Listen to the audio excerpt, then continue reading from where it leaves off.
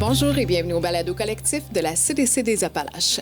Aujourd'hui, nous recevons l'alternative Appalaches en présence de Christelle Rivard, agente de développement. Bonjour, et Isabelle Carrier, coordonnatrice en prévention du décrochage scolaire. Bienvenue. Merci. J'aimerais que vous puissiez nous expliquer en quoi ça consiste l'alternative Appalaches.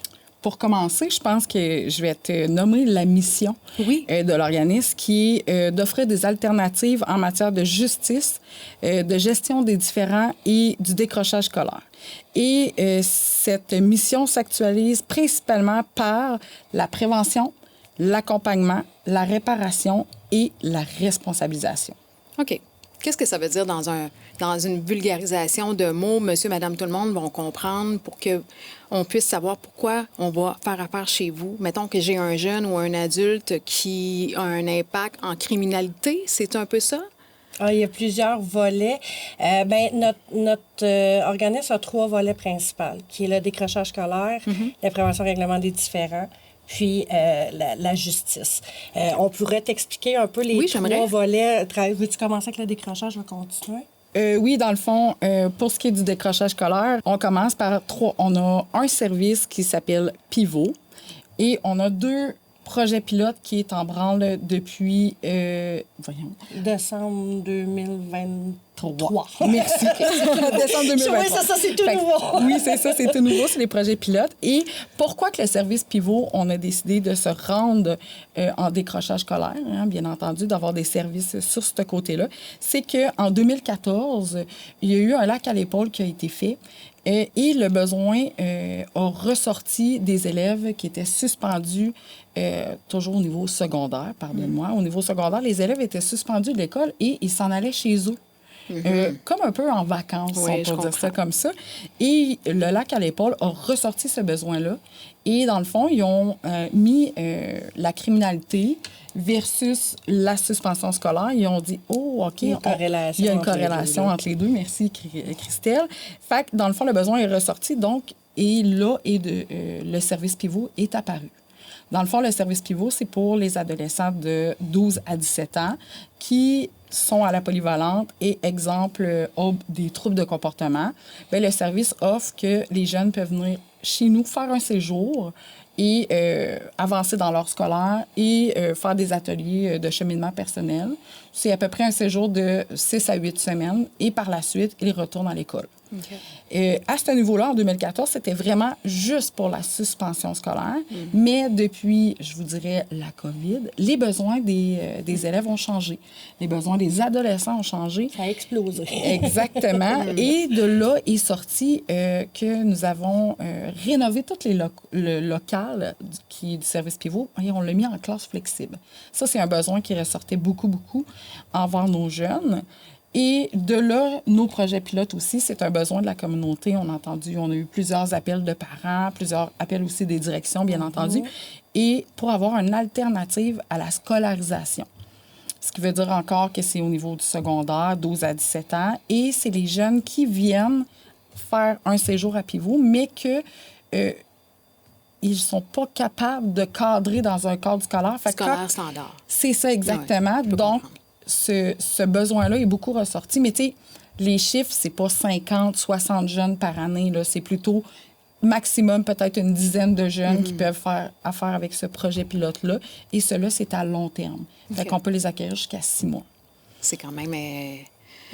Wow. C'est quand même beaucoup, mais toujours, c'est très important de dire qu'on travaille en collaboration avec l'école, vraiment main dans la main pour le jeune soit vraiment bien encadré et qu'il atteigne ses objectifs aussi. OK. Donc, c'est pas sporadique où est-ce que l'enfant qui a de la difficulté comportementale dit, bon, OK, on s'en va au pivot, puis à partir de ça, je passe la journée là, on va faire un encadrement X, puis après, on retourne à la maison, puis on recommence le même pattern. Non, exactement. Exactement, c'est exactement ça. Et un besoin qui est ressorti aussi de la communauté, c'est au niveau primaire. Au niveau primaire. Ça, c'est nouveau? C'est nouveau aussi en décembre 2023. Okay. C'est beaucoup aussi des écoles. Les écoles nous ont beaucoup interpellés, les écoles primaires et la communauté aussi. Donc, on a décidé d'ouvrir aussi le projet pilote. Celui-là, il s'appelle Mon Altitude et c'est vraiment une alternative à la suspension scolaire au niveau primaire. Fait que c'est la même chose, c'est vraiment la même chose que le service pivot, sauf au niveau primaire. Au niveau primaire. Exactement. Okay, j'aimerais entendre les 2 autres volets. Oui, il y a le volet justice aussi qu'on a à l'alternative, où est-ce que là, nous, l'alternative va chapeauter le programme LSJPA, le programme PMRG. Des drôles de lettres, je vous explique. Il y a plein d'acronymes. Oui, plein d'acronymes. Nous, on les reconnaît entre nous, mais quand on va à l'extérieur, il faut un peu plus les expliquer. Le LSJPA, c'est la loi sur le système de justice pénale pour adolescents. Okay. Donc, c'est pour les jeunes de 12 à 17 ans qui sont victimes et ou, parce que parfois c'est les deux, là, ils sont victimes et ou qui ont commis un délit, puis qui ont été reconnus, qu'il y a été une plainte qui a été portée, qui a été retenue contre eux. Et quand une infraction est commise par l'adolescent, il existe des mesures adaptées qui vont lui permettre de réparer les torts qu'il a causés. Okay. Souvent, on essaie de prioriser la victime en premier. Si ça ne fonctionne pas avec la victime, ça va aller envers la communauté. Puis, l'alternative, c'est nous qui va procéder à la mise en œuvre de ce programme-là. Le PMRG, qui est le programme de mesures de rechange générale, c'est sensiblement la même chose que le LSJPA, mais là, pour adultes. Donc là, c'est pour les personnes de 18 ans et plus qui ont commis, souvent, c'est des délits, on appelle ça des délits un peu plus mineurs, qui, pour désengorger le système de justice, c'est qu'au lieu d'attendre après un procès et de tout faire le cheminement, on va faire encore la même chose, c'est qu'on va tenter de faire une réparation envers la victime ou envers la communauté. Et ce qui va permettre que s'ils réussissent à faire tout ça, ils vont pouvoir sortir de là, de ce processus-là, sans casier judiciaire. Donc, c'est un processus en parallèle à la justice conventionnelle? Oui, c'est un peu ça. C'est en collaboration avec la justice. Avec la justice, on travaille avec les procureurs, on travaille avec les avocats de la défense. Le programme est reconnu par par le ministère de la Justice. C'est juste que c'est pour désengorger vraiment le système de justice parce que... C'est quoi la trajectoire? Parce que j'essaie de comprendre un peu. Admettons qu'on a un exemple concret. Est-ce que tu aurais un exemple concret à me nommer? J'en ai Mettons, plein. Alexandre, 14 ans. 24 ans. Alexandre, 24 ans, a commis un vol dans une épicerie près de chez nous de moins de 5 000 $. Donc, la loi, c'est comme ça qu'elle l'interprète. Il est parti avec une pinte de lait. Il est parti avec une pinte de lait. Il s'est fait malheureusement prendre. Donc, il se fait arrêter. Le magasin porte plainte contre lui. La police vient l'arrêter et tout ça. Et là, dans le processus, ils vont retenir les accusations contre... Le procureur décide de retenir les accusations contre Alexandre. Et là, à ce moment-là, ils vont vérifier avec lui s'il y a des critères d'admissibilité pour le programme de mesure de rechange. D'ailleurs, il faut qu'il reconnaisse ses torts. Donc, pour commencer. Déjà là, d'emblée, c'est déjà un bon point. Déjà un bon point parce que c'est quand même un programme une mesure de réparation. Donc, si on ne reconnaît pas son tort, ça part mal. Donc, il reconnaît son tort. Donc, on va lui proposer, voir s'il est intéressé par ce programme de mesure-là. Et à partir de ce moment-là, si la personne accepte, signe les documents et tout ça, ça va nous être envoyé. Ça va être envoyé, le PMRG, on a une centrale qui va ça va être envoyé à cette centrale-là qui va nous renvoyer selon la région les dossiers. Donc là, ça va être envoyé à nous, à l'alternative. Et là, on rencontre la personne. On va vérifier avec elle c'est quoi pour elle une réparation, si la victime embarque ou pas. À ce moment-là, le magasin embarquera probablement pas. Mais si c'est envers une autre personne, exemple, là, ça pourrait la victime pourrait embarquer. Là, il y aurait un processus de médiation qu'on ferait. Sinon, c'est une réparation envers la communauté. Et là, on parle d'un délit mineur. Est-ce que les délits qui sont plus considérables sont encore portés vers chez vous? Tout dépendamment. Adultes, peu de chance. Adolescents, oui, parce qu'on s'entend qu'il n'y a pas de système, il n'y a pas de prison pour les jeunes adolescents, mais c'est les mesures qui vont, à ce moment-là, changer. Ça va être soit plus longtemps ou il va y avoir une liste plus grande à faire de choses là, pour la mesure de réparation. OK. Puis on s'entend que c'est comme des services qui sont très différents. Oui. Pourquoi on les porte à l'alternative, les deux ensemble? Bien, il y a comme un lien entre le JPA et le service pivot. Il y a comme eu un lien sur le fait que les jeunes qui se retrouvaient dans nos locaux à cause de la LSJPA, souvent avaient des problèmes reliés à l'école, au décrochage scolaire et tout ça. Et c'est là que l'idée est venue si on a un projet de prévention au décrochage scolaire qui pourrait aussi prévenir la criminalité. C'est de là que vient le lien. Parce que la délinquance, au moment, en 2014, si on vient au lac à l'épaule, eux, nommaient que régulièrement la délinquance passait par le décrochage scolaire. Fait que dans le fond, nous, oui, on prévient, on va en prévention justement de la délinquance qui fait suite à la criminalité et tout ça. Okay. Fait que c'est pour ça que le lien est très, très... La corrélation se fait significativement. Exactement. Est-ce qu'il y a une façon, justement, de prévenir, outre le fait que vous offrez ces services-là, est-ce qu'on a des symptômes qu'on voit au niveau de la société de dire, tu sais, tantôt, on parlait au niveau primaire. Donc, si c'est rendu au niveau primaire, il y a un facteur, justement, qui vient peut-être être pondérable là-dedans. Là. Est-ce qu'on est capable de le nommer ou de l'exprimer ou de le quantifier, justement? Pour ma part, vraiment, quand on a des discussions, on voit beaucoup que la COVID, là, je m'excuse, je ne veux pas nommer le mot COVID, mais la COVID, pour ce qui est niveau primaire, on voit vraiment un lien significatif entre la COVID et ceux qui ont passé 2 ans avec la COVID. Maison. On voit beaucoup de liens avec la COVID, l'anxiété, beaucoup. Tu sais, je vous ai parlé que, les façons de venir à pivot maintenant, oui, il y a la suspension, mais maintenant, on a aussi les répits, on a l'anxiété, on a les deuils. Fait que, on a ouvert vraiment l'éventail de les motifs, pourquoi on vient à pivot. Et l'anxiété, l'absentéisme vient beaucoup aussi. Encore là, je ne veux pas nommer le mot, mais je vais le dire, COVID. De la période pandémique. Exactement. OK, parfait. Et j'essaie de comprendre un peu le déroulement, post-pandémie. On a quand même des intrusions aussi au niveau des adultes, des adolescents qui sont quand même significatifs. Est-ce que dans cet impact-là, vous êtes quand même capable de mesurer, à savoir, est-ce que vous désengorgez réellement le système de la justice? Comment on est capable de quantifier ça? On n'a pas de chiffre officiel qui peut dire si on désengorge vraiment, mais ce qu'on sait, c'est que il est déjà engorgé, le système de justice, en ce moment. Donc, le fait qu'on puisse au moins s'occuper de ces dossiers-là, donc les enlever du système de justice, ça va au moins aider dans cette partie-là. Il y a aussi la loi m'échappe, là, mais il y a une loi qui a été votée il y a quelques années qui disait qu'après un certain nombre de temps, les dossiers sont fermés, on arrête, ils ont comme un délai. Je me rappelle même plus le nom. Ils ont un délai prescrit, puis outrepasser ça, le dossier devient terme. C'est ça. Donc là, le fait qu'on a ce programme-là, ça va aider justement à ce que les personnes qui ont commis des délits parfois très graves, mais ne passent pas en dessous des radars à cause de ces fameux délais-là. Puis en même temps, nous, en s'occupant des délits moins graves, ça permet qu'il y ait une réparation qui est pour nous une plus grande signification qu'une punition, mettons, et qu'en plus, ça va aider le système de justice à pouvoir continuer avec les délits plus graves de leur côté. Là. Dans ces deux sphères-là, autant au niveau de la scolarité que l'adulte et l'adolescent qui vivent ou qui sont victimes d'un crime, est-ce qu'il y a des ateliers que vous offrez justement à l'intérieur de votre organisme qui peuvent permettre de faire durer cette possibilité d'acheminement-là vers un levier un petit peu plus important, que ça dure à travers le temps, là?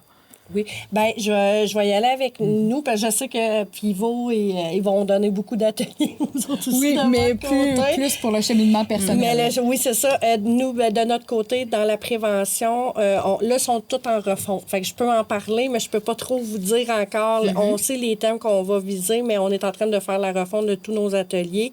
Mais on fait des ateliers en prévention, en sensibilisation de la violence, de la criminalité, de la loi aussi sur la LSJPA, donc pour les jeunes, et sur l'intimidation aussi. Donc, on va beaucoup faire des ateliers vraiment en prévention, pas pour régler un problème, mais pour le prévenir, ce problème-là. Donc, vous êtes en amont? Oui, beaucoup. Okay. Beaucoup. OK. Vous êtes en amont de la situation pour prévenir une situation de criminalité. Oui.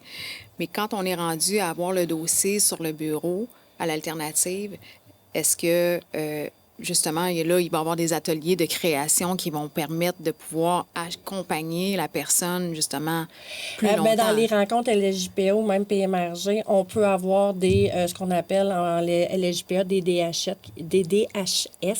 qui est développement d'habileté sociale, qui sont un peu, c'est des ateliers, c'est pas vraiment des ateliers, mais c'est des rencontres avec l'intervenant seul à seul pour travailler un peu la même chose qu'avec Pivot, des habiletés sociales X.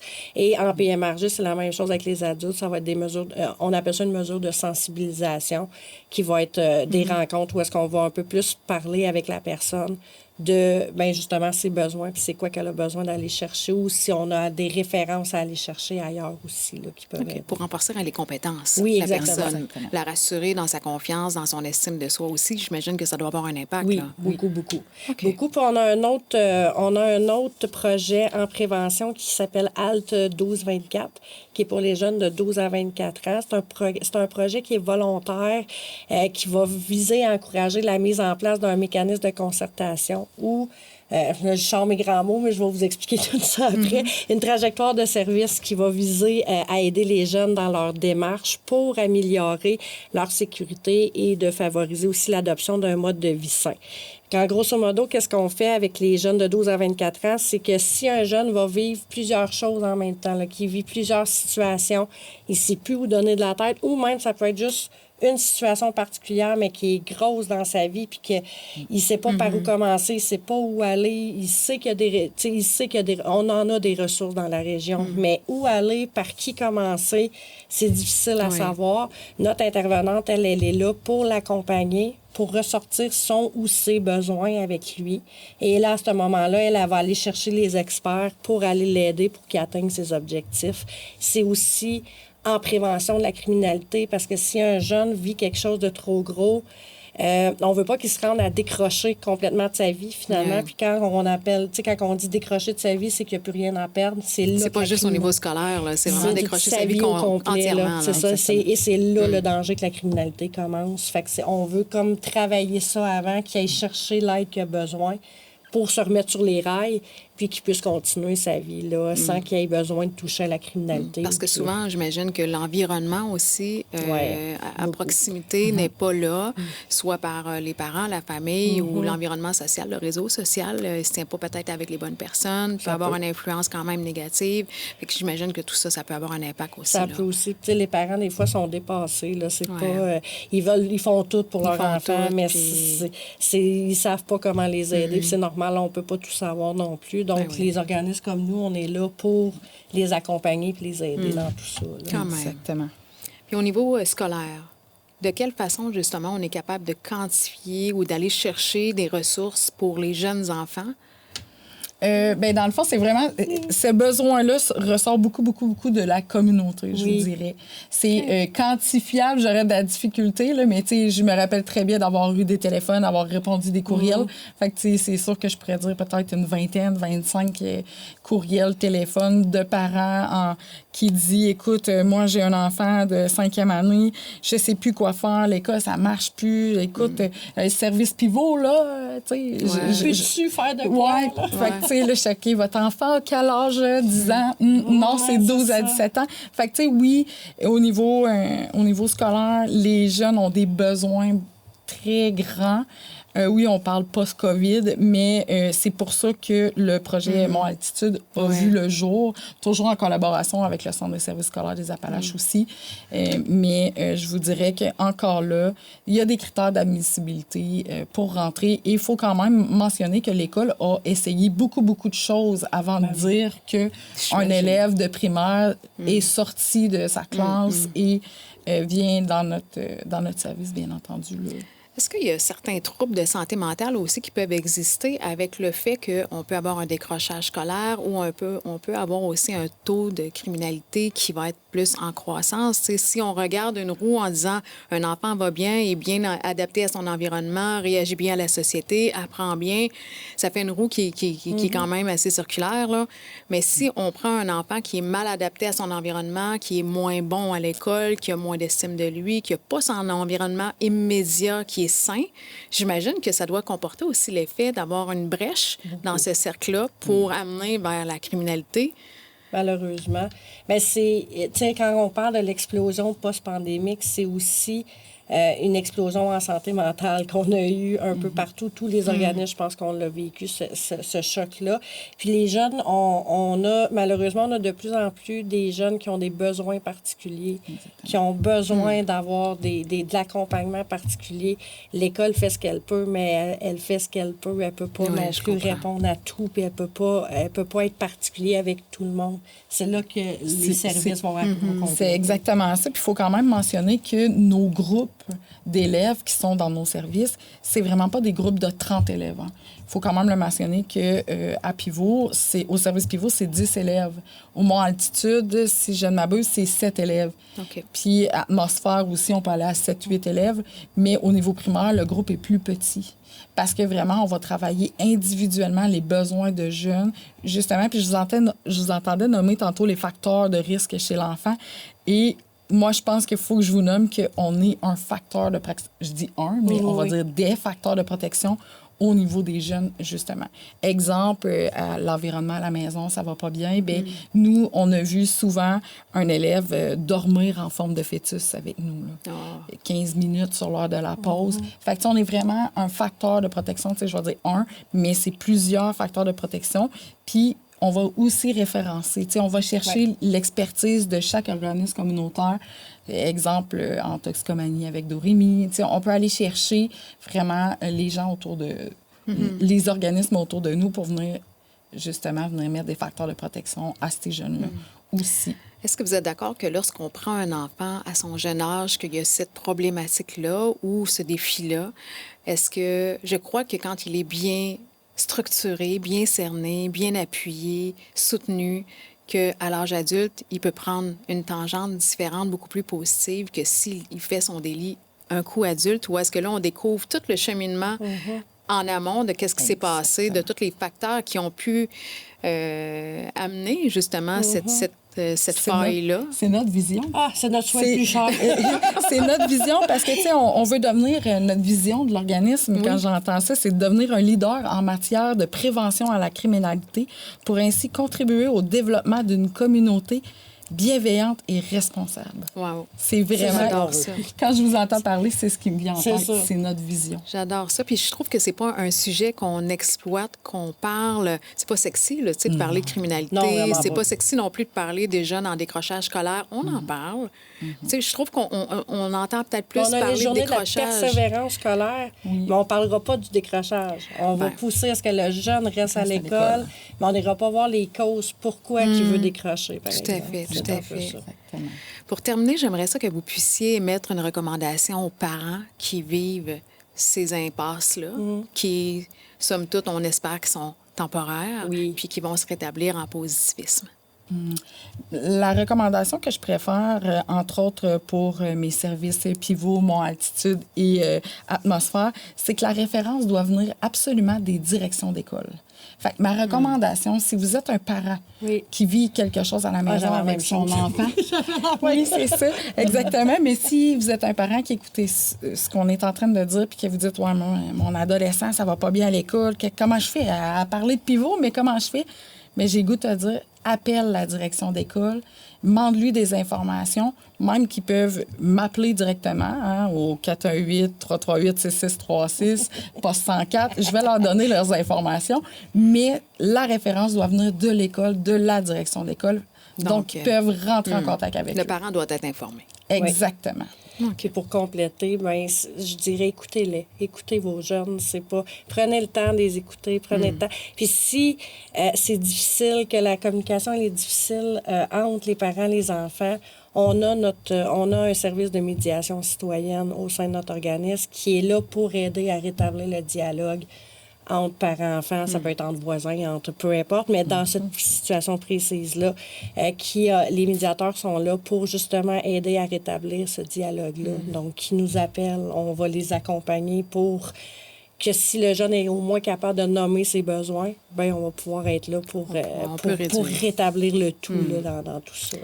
Merci beaucoup. Ça a été un plaisir de vous avoir ici en studio, puis j'espère que, justement, vous allez avoir un impact encore plus grandiose dans la communauté des Appalaches. Merci.